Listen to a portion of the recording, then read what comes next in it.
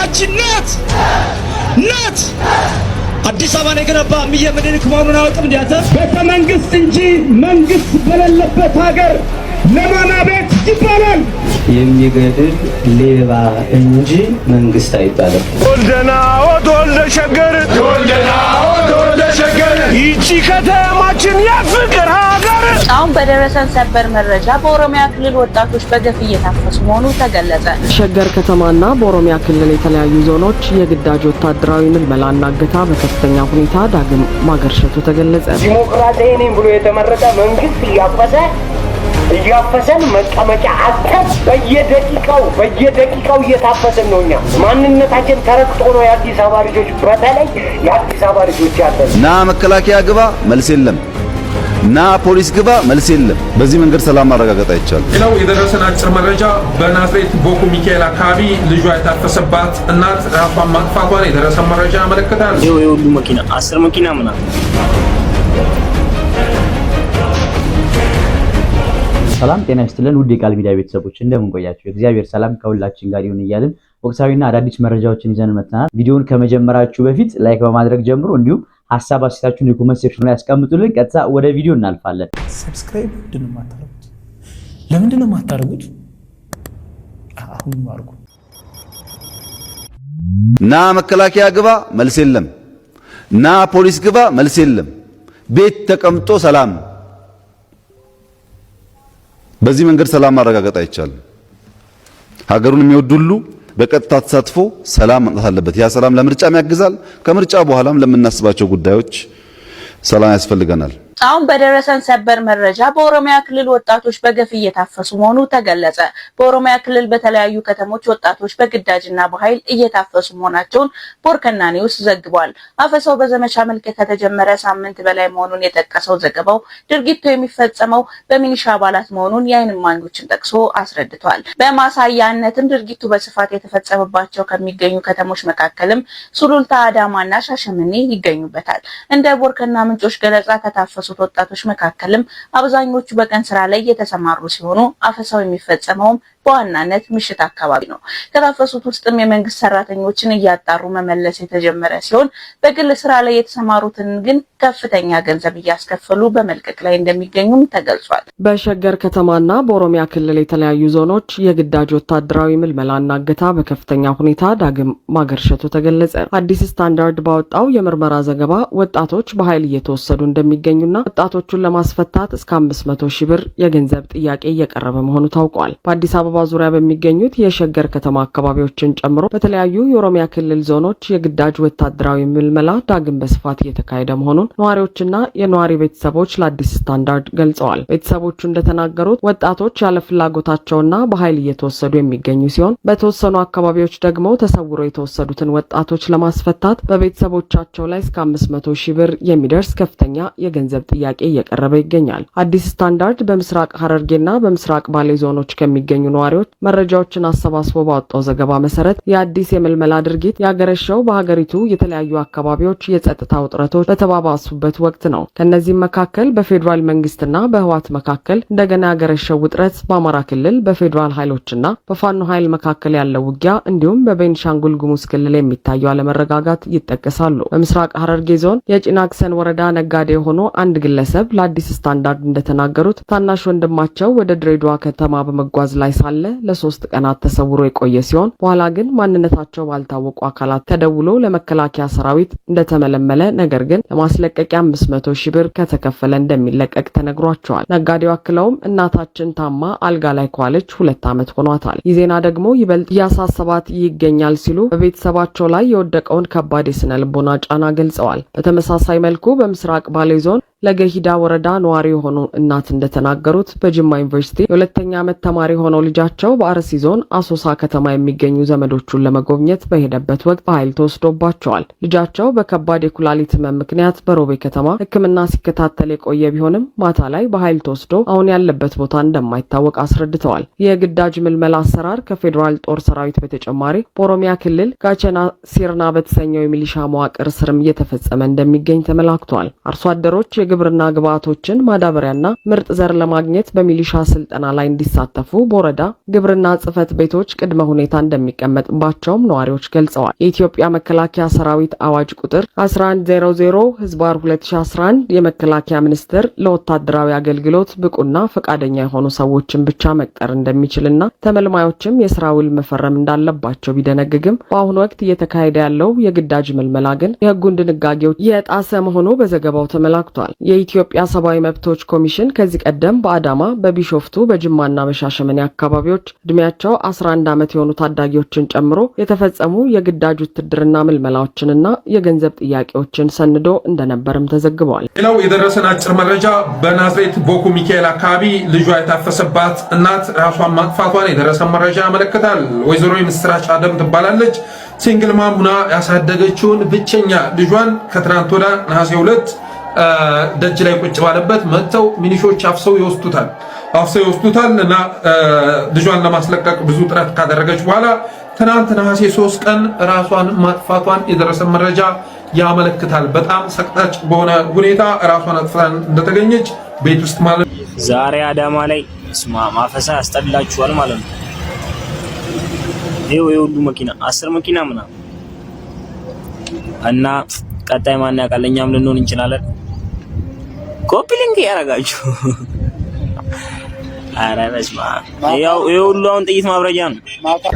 አዳማ ውስጥ ያላችሁ ቀበሌ 16 የምትኖሩ አፈሳው በጣም ስለከበደ አፈሳው ታያቸዋል። ይሄ ቆቀር የሚሸጠው ልጅ ነው እንደዛ አስደፍቶት አምልጦታል። ሲኒውን ሁሉ ሰብሮበታል። ቆቀር የሚሸጠው ልጅ ነው እንደዛ ያደረጉት። በቃ ሰው መስሪያ ሰርቶ መብላ ያጣ ሰው በቃኛ ምን ማድረግ አለብን? አሁን ልጁ በዝና ያመለጠው ተከትሎታል። የያዘው አላሁ አለም ግን ልጁ ነው በቃ እንደዚህ ሻሂን አስደፍቶት። አዲስ አበባ የሁላችን ናት። አዲስ አበባ ነው የገነባ እምዬ ምኒልክ መሆኑን አያውቅም። እንዲያተ እባክህ በቀረቱ ተባሲ እሺ ቤተ መንግስት እንጂ መንግስት በሌለበት ሀገር ለማና ቤት ይባላል። የሚገድል ሌባ እንጂ መንግስት አይባልም። ጥለን እንደሰቀል ጮኸን እናወርዳለን። ጉልቻ ቢቀያየር ወጥ አያጣፍጥም። የዜጎችን ደህንነት መጠበቅ የተሳነው መንግስት የህዝብ ውክልናና ይሁንታ ሊያገኝ አይችልም። መንግስት ወንጀሎችን ለመሸፈን የሚያደርገውን ተባባሪነት በአስቸኳይ ያቁም። የኦሮሞ ወጣት የኦሮሞ ህዝብ ይህንን ነገር አንደርስታንድ ሊያደርግልን ይገባል። ኢትዮጵያዊነት ለዘላለም ተወልደና ተወልደ ሸገር ይቺ ከተማችን የፍቅር ሀገር ተወልደ ሸገር ተወልደና ተወልደ ሸገር ተወልደና ተወልደ አዲስ አበባ እኛ ጋር ስለ ብሔር እኛ ጋር አይሰራ ተወልደ አዲስ አበባ ተወልደና ተወልደ አዲስ አበባ አዲስ አበባ ላይ እንደዚህ አይነት የዘረኝነት መንፈስ ልዩ ጥቅም የሚባል መንፈስ በጭራሽ አይሰራም። ወደፊትም ዛሬም አይሰራም። ኢትዮጵያዊነት ለዘላለም ይኑር።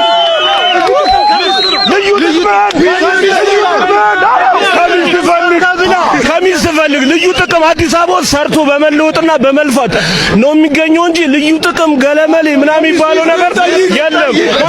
ደም የጠማው አሸባሪ በሰዎች መሞት በኦሮሞ ልጆች መሞት የሚነግድ መሆኑን የኦሮሞ ሕዝብ እንዲያቅልን እንፈልጋለን።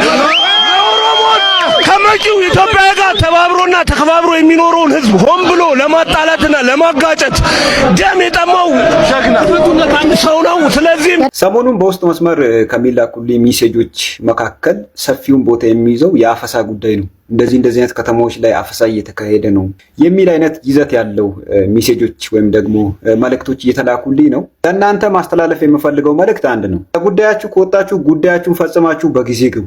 ኦፍኮርስ ወጣት ነን፣ መዝናናትም ያምረናል፣ አንዳንድ ቦታዎች ላይ መዋል ያምረናል። ግን ጊዜውን አንደርስታንድ ማድረግ በራሱ አንድ ነገር ነው ብዬ አስባለሁ። ምክንያቱም ሀገሪቷ ላይ ጦርነት እያንዣበበ እስካለ ድረስ መንግስት ወታደር ያስፈልገዋል። ፈቃደኛ የሆነ በፈቃደኝነት ተመዝግቦ በህጋዊ መልኩ ይሄዳል።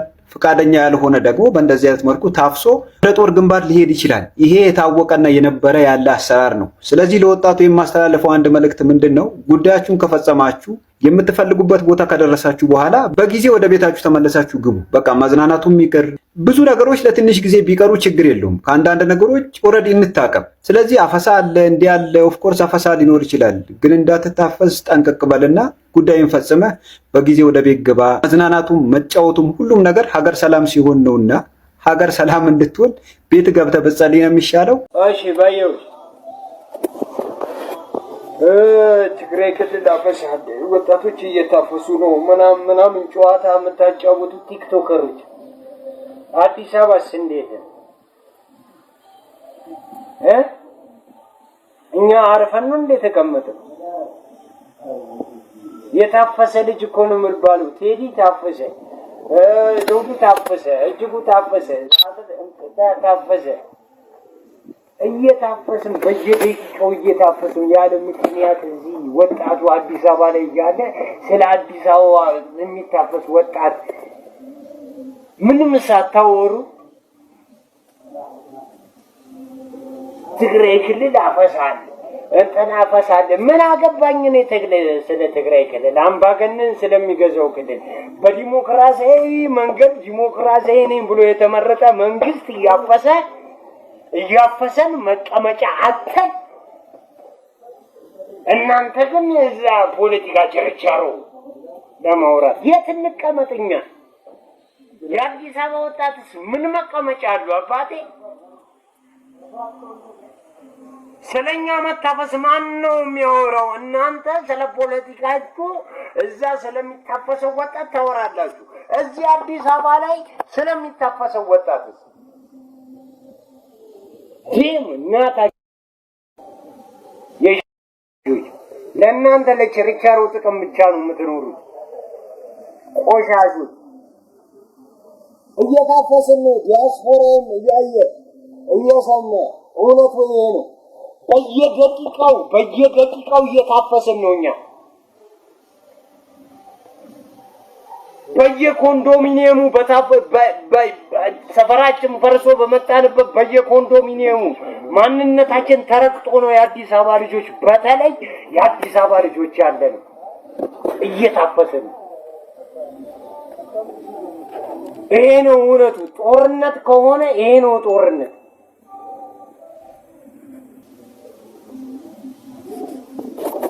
አብይ አህመድ እባክህ ይህንን ነገር አውቃ ከሆነ አቁመው፣ ሳታውቅ ከሆነ ደግሞ እወቀው። የአዲስ አበባ ልጆች በከተማቸው መቀመጫ አጥተዋል። እኛ ነን አይደል ስለ እውነቱ የምናውቀው? እኛ ህዝቦች ነን አይደል? እየታፈስን ስልካችሁን አምጡ እየተባልን ስልካችንን እየተነጠቀን ነው። እየታፈስን ብር አምጡ እየተባልን ነው። ሀብታም እንደፈለገ አደባባይ ላይ አጂዙን ጠቅልሎ ይጦዛል። ድሃ ደግሞ የሚበለው በፌስታል ስለበላ እየታሰረ ነው ያለው። ይሄ ነው እውነቱ። እና አፈሳ ሲባል አጠቃላይ ትግራይ ወጣት ብቻ የትግራይ ወጣት ታድሏል። ከዚህ አዲስ አበባ ላይ ራሱ የሚኖረው የትግራይ ወጣት ስለ ከአፈሳ ስለመጣ እዛ እንዳይታፈስ ተብሎ እንክብካቤ እየተደረገለት ነው። እዚህ ግን አዲስ አበባ ላይ የምንታፈሰው የአዲስ አበባ ልጆች የምንታፈሰው የሌላ ብሔር ልጆች ከአፈሳችሁ ከጥያቄያችሁ ጋብ አድርጉልን።